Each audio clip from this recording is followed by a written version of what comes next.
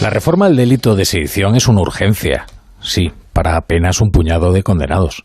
Hay lo perverso de todo, que las reformas legales no se deben hacer pensando en los que delinquieron, sino en los futuros delincuentes. Y esta reforma, prometida y comprometida, se haría únicamente pensando en el beneficio muy concreto de una causa política y de unos condenados con nombres y apellidos. En este caso, el gobierno está pensando en cómo favorecer la causa de los independentistas que le sostienen en el gobierno, porque la consecuencia de la más que posible reforma sería la rehabilitación política de los procesistas, el regreso de los fugados y el refuerzo de los argumentos del recurso que han elevado a la justicia europea. O sea que eso redundaría en el descrédito de los jueces que condenaron en buena lid a los que el 6 y 7 de septiembre dieron un golpe parlamentario que culminaron con un referéndum ilegal el 1 de octubre. Y es verdad que se trata de una promesa expresada en el debate de investidura. Tan cierto como que si no se hubiera expresado esa promesa, Pedro Sánchez no habría sido investido. Aquella investidura fue negociada con un preso de la cárcel de Lledoners, directamente, por hacer memoria. Todo esto es sabido y conocido.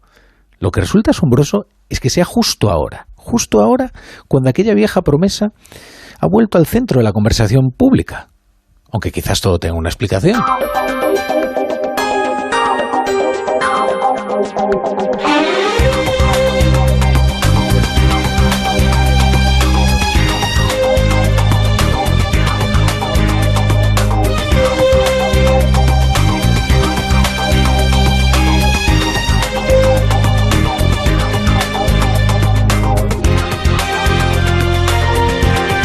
Bienvenido a La Brújula. Si se incorpora a esta hora a la sintonía de Onda Cero, vamos muy rápido, que luego hay fútbol. El desmentido más inverosímil que se habrá escuchado desde hace tiempo es este que dice que la reforma de sedición, del delito de la sedición, no tiene nada que ver con la negociación de los presupuestos. También anda con la mosca detrás de la oreja Alfonso Guerra, al que enseguida escuchamos. O sea que rumbo a unas elecciones en las que los varones no quieren ni oír hablar del independentismo y sus sediciones, a Sánchez se le ocurre poner en circulación este tema tan incómodo por mero escrúpulo programático. ¿Pero cuándo le ha importado una promesa a Pedro Sánchez? ¿Que no hay mayoría para aprobar la reforma del delito de sedición? Hombre, Podemos, Bildu y Esquerra querrían que el delito de sedición desapareciera del Código Penal. Bueno, casi querrían que desapareciera el Código Penal mismo. ¿Pero acaso van a votar en contra de una rebaja de las penas por sedición? Lo cierto es que la ministra de Justicia, Pilar Llop, ha argumentado muy bien las razones por las que no debería acometerse esta rebaja de las penas de sedición. Que cualquier reforma de calado que afecta al sistema penal debe hacerse alejados de casos concretos, de coyunturas, debe alejarse uno de hacer reformas en caliente y hacerlo intentando recabar los mayores consensos posibles. Y es cierto, cada uno de los segundos, cada uno de los fonemas de este corte que acabamos de emitir. El problema es que el gobierno al que Pilar Llop pertenece promete hacer exactamente lo contrario. Una reforma ajustada a casos concretos, en una coyuntura muy determinada, al calor de la necesidad de apoyos parlamentarios y con el rechazo de la mitad de la Cámara y del único partido con posibilidad de alternarse en el poder con el PSOE.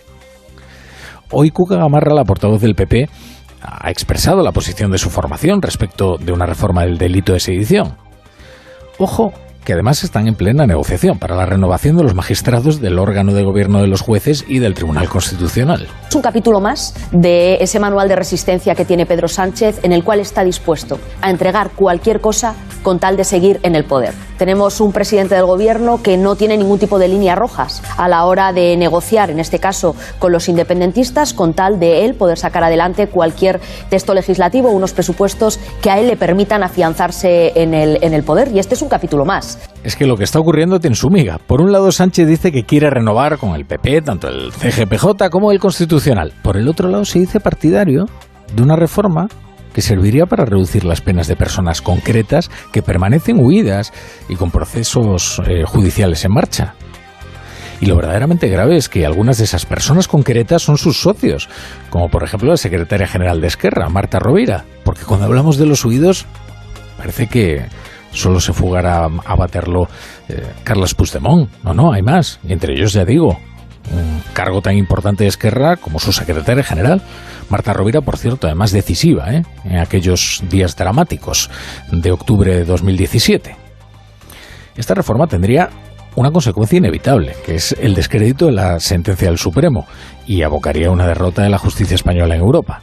O sea, cargaría de argumentos a los independentistas para descrédito de los jueces que en buena lid los condenaron. Normal que hoy los varones socialistas estén aterrados pensando en que van a tener que cargar con este fardo hasta las elecciones de mayo. Normal que Alfonso Guerra se siente enajenado del que es su partido. Bueno, claro, el gobierno justifica que va por separado, pero la gente tiene la mosca detrás de la oreja. Y dice, hombre, si están negociando el presupuesto y ponen eso encima de la mesa, muy por separado, no creo que vayan.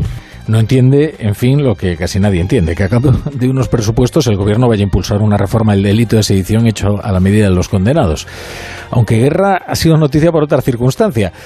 ¿Se les ha olvidado invitarle a los fastos de la victoria socialista del 82?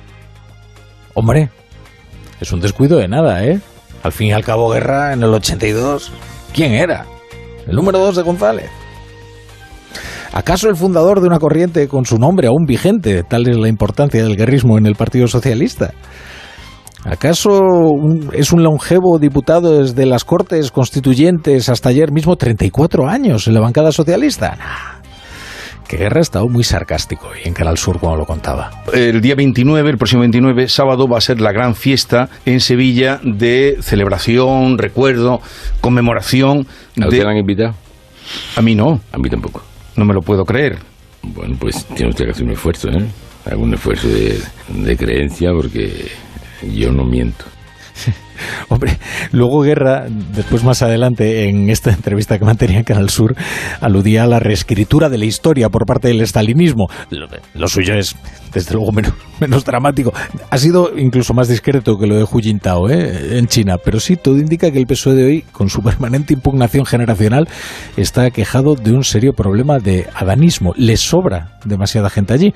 Al parecer ya se le ha cursado, una invitación de urgencia. Ha sido un imperdonable error. A alguien se le caerá el pelo. Pero ¿cómo es posible si en la foto del Pala salen dos personas? Felipe González y Alfonso Guerra. Hombre, se entiende porque se hayan olvidado, yo qué sé, de Cipriano Ciscar, pero de Alfonso Guerra. Sobra demasiada gente allí en el PSOE. Fíjense que hasta Zapatero alude al argumento generacional para hablar del desgarro que ha producido la ley trans dentro de su propio partido. El argumento generacional. Se les ha quedado vieja Carmen Calvo. ¿No se acuerdan de Guerra?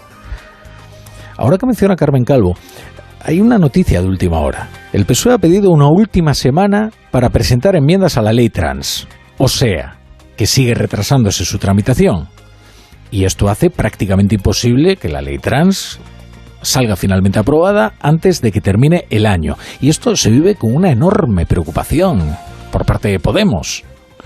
En el Partido Socialista hay una crisis evidente que se traduce en esta zozobra que lleva a ir ganando tiempo porque, por un lado, Podemos considera que es irrenunciable la autodeterminación de género que la ley reconoce y las feministas del PSOE consideran que es, en cambio, inasumible. Desde el Ministerio de Irene Montero ya han dicho que incluso van a proponer un calendario. Que a ver si la ponencia puede llegar por lo menos para el 18 de noviembre, pero que no van a dejar de meter presión a su socio para aprobar esta ley tan importante para la legislatura como lo fue incluso la reforma laboral.